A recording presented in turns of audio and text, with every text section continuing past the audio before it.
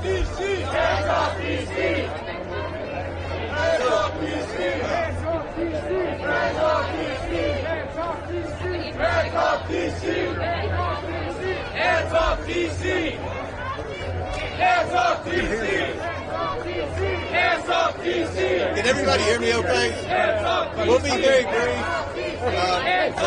The Oversight Committee is here today because, as you saw yesterday from Mike Johnson's press conference, this is a priority for the majority of the U.S. House of Representatives. We're seeing these protests spring up all across the United States. We're hearing from Jewish students that they don't feel safe. We're hearing from university administrators that they don't feel like they are equipped to handle these types of protests, and there's obviously a concern that any type of protest of this size and nature could get out of hand. We have two roles on the Oversight Committee in these campus protests. First of all, we have legislative jurisdiction over the city of Washington, D.C.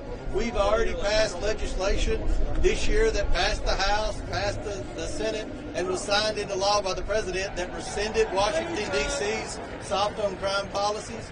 So we're going to have an emergency hearing Wednesday with the mayor and police chief of Washington, D.C.